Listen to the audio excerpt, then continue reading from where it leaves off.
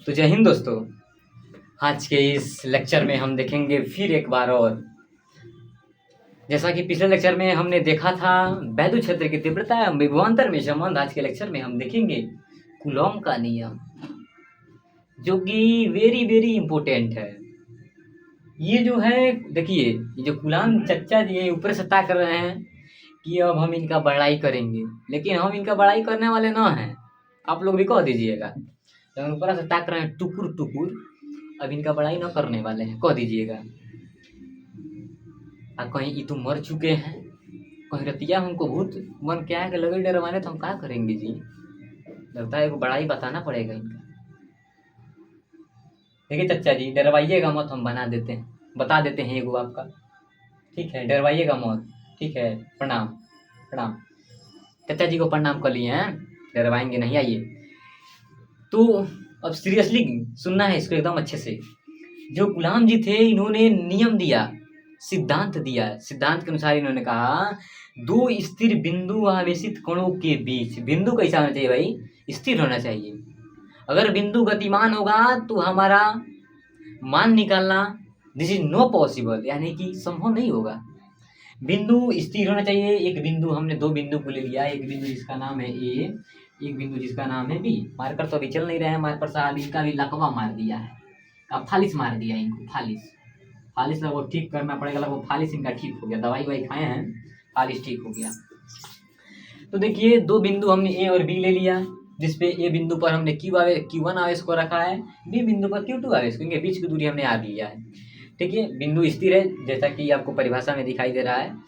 अब हमने दो स्थिर बिंदु आवेशित कणों के बीच वैद्युत बल कार्य करता है। वैद्युत बल कहने का मतलब है यफ कार्य करता है, ठीक है। यफ जो कार्य करता है वह यानी कि इन दोनों आवेशों के परिमाण के गुणनफल के अनुक्रमानुपाती होता है। यानी कि यफ जो होता है अनुक्रमानुपाती का सीन इन दोनों के गुणनफल के, यानी कि Q1 Q2 के समीकरण 1 मानिए ना, एवं उनके बीच की दूरी R, बीच की दूरी क्या है? R के वर्ग के व्युत्क्रमानुपाती होता है। जो यफ होता है वो जो यफ होता है वो व्युत्क्रमानुपात होता है 1/r² का। समीकरण 2 मान लीजिए, इतना आ गया। अब समीकरण 1 एवं 2 से चलिए, समीकरण 1 एवं 2 से चलिए। देखिए चच्चा जी, आपका एगो हम बड़ाई कर दिए हैं, बोल दीजिएगा ना डरवाएंगे हमको, कमेंटों में कर दीजिएगा। तो चच्चा जी आगे लागे रात में घेटू दाबने तो हम क्या करेंगे, अकेले सुतते हैं, समझाइएगा। कमेंट में कह दीजिएगा चच्चा जी को कूलॉम जी का नाम लेकर। प्रणाम सर। तो हो गया, इतना हो गया। अब क्या करते हैं, समीकरण 1 समीकरण 2 से जब चलते हैं तो यह बराबर हो जाएगा, यफ हो जाएगा, यफ अनुक्रमानुपाती Q1 Q2 बट्टा में R²। यहाँ पे अनुक्रमानुपाती का साइन हटेगा, के नियतांक के सटेगा, धीरे से सट जाएगा बिना पूछल है, बिना पूछे नहीं। इसे झगड़ा हो सकता है, ये खिसिया के भाग जाता है, तब आता है कि आइए ना, यफ है, यफ बराबर, अब अनुक्रमानुपाती का चिन्ह हटता है Q1 Q2 बट्टा में R²। ये हमारा सूत्र हो गया। अब देखिए, अब इनको इतना न संतुष्टि न मिलता है, आपको भी न मिलेगा जब जान जाइएगा। कूलॉम जी इतना तक कर दिए हैं, ठीक है। अब के का मान देखिए, के का मान होता है 1/4 पाई एप्सिलॉन 0 के लिख सकते हैं अगर माध्यम में हो तो, ठीक है। अब देखिए,